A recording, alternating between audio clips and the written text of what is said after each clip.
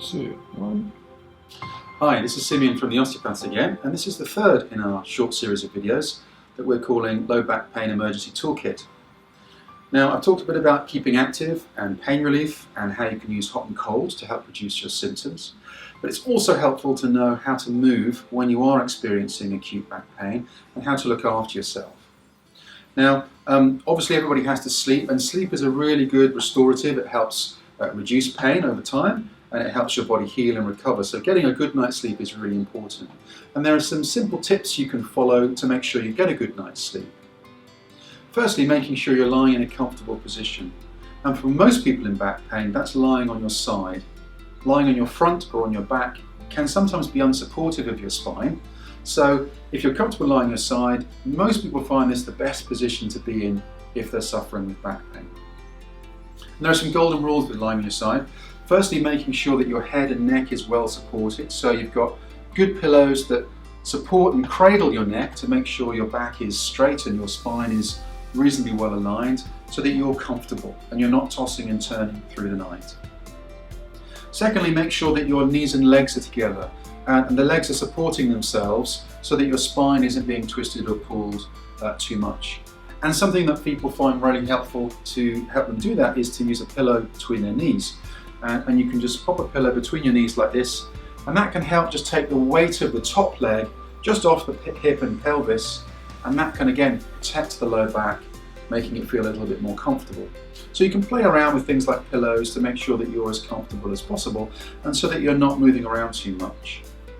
The pillow can also help you if you do tend to roll. You can use a pillow to support your legs, but you can also use a pillow as a bolster.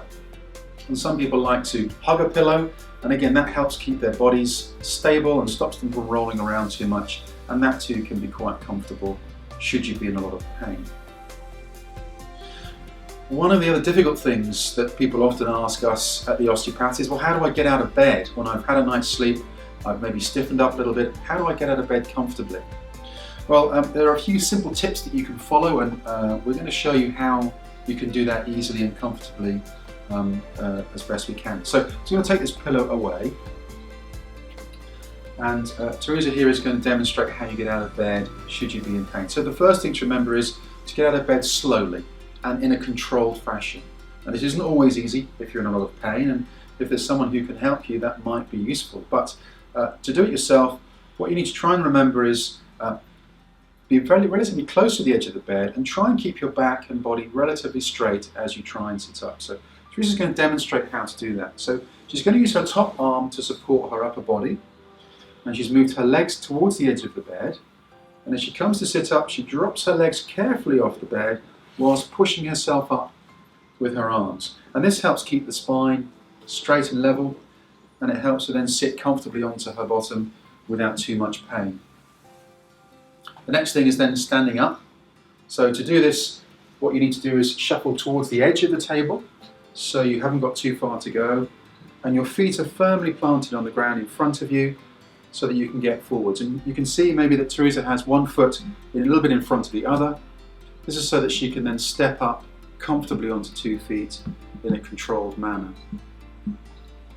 So when you come to stand, use your hands on the bed to stabilize yourself, keep your back straight, and push up onto your legs, using your legs to lift you up rather than relying on your arms because your body's quite heavy.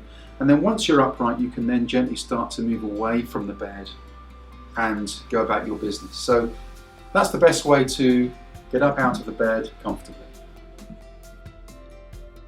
I also talked about trying to keep active when you're in pain, and that is really important to stop your back from seizing up and becoming too stiff. But there are times when you need to sit, and there's also some really useful things you can do to make sure when you come to get out of a chair, you get out of the chair comfortably and in a controlled fashion. So we've shown you how to do that from a bed, and the chair is not too dissimilar.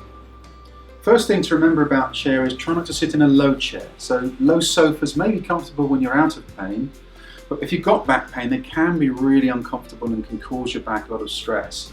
So try and make sure you sit in a dining room chair or a firmer chair like this one, and so that you're comfortable, and there's hopefully some sort of back support that you can rest against. When you come to stand up, we use the same sort of reminders as we did when coming out of a bed. So make sure that your body's square and supported. This chair has arms, and arms on a chair can be useful to push against when you come to stand.